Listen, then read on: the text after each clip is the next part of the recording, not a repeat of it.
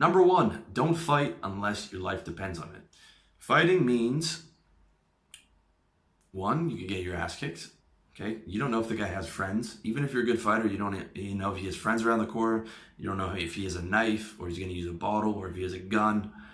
A lot of guys don't have anything to lose. They don't care, or they're stupid. They don't care about jail time. They'll just, you can mouth off to the wrong guy and he just doesn't care. And you care a lot about your life. You have a lot of good things going for you, but that guy doesn't care and he can just fuck up your shit. All right.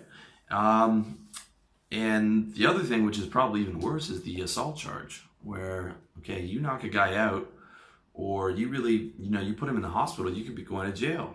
All right. You could be doing a year or two for that. Or you use a bottle or something like that. That could be aggravated assault. It could be attempted murder. Like, who fucking knows? In this day and age, this day and age is not the day and age for a man being able to defend his honor. This is the day and age of everyone's pressing an assault charge, and then, the guy could press a civil suit even if he started the fucking fight. You don't know what's going on, all right? Can't be fighting unless you are fighting for your life. All right, it's very important. Number two, and this kind of goes along with number one, is avoid thugs. Avoid the guys who are going to fight. A thug is a guy with less to lose than you. That's the difference. That's the guy who doesn't care about jail, is the guy that you don't want to fuck with because you care about jail, or at least you fucking should care about jail because you actually have a vision for your life. The guy with no vision for your life is a dangerous motherfucker. And you need to avoid these guys as friends. You need to not go to the bars where they go to. You need to not go to the clubs where they go to.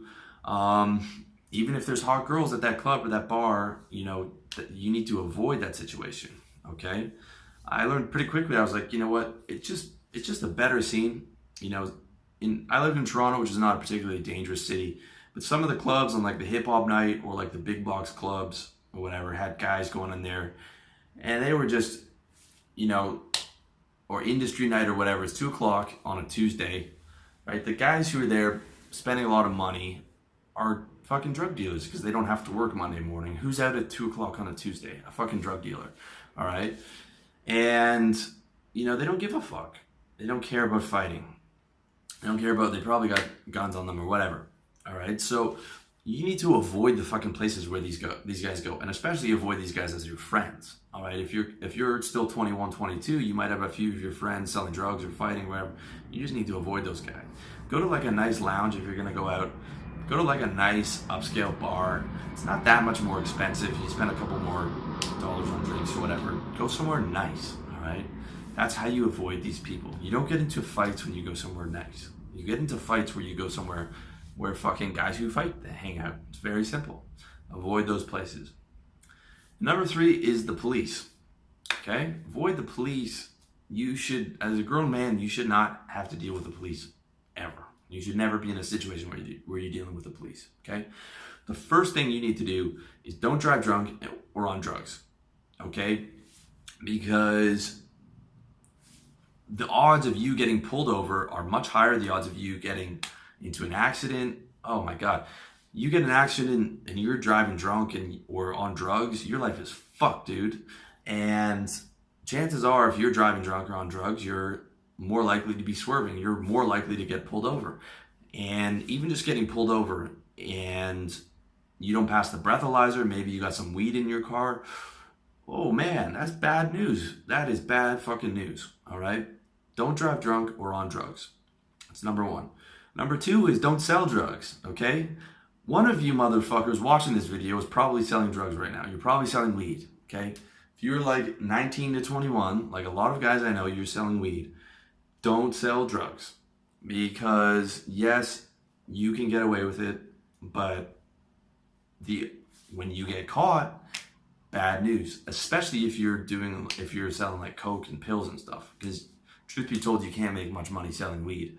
I mean, it's like part-time job money. Like if you're selling coke or pills where you can actually make real money, that is bad news, okay? And the way that you get caught, you might not think you're gonna get caught, is some girl rats you out or some guy who doesn't like you rats you out. That's how it happens, all right? Somebody rats you out or they're jealous of the money you're making.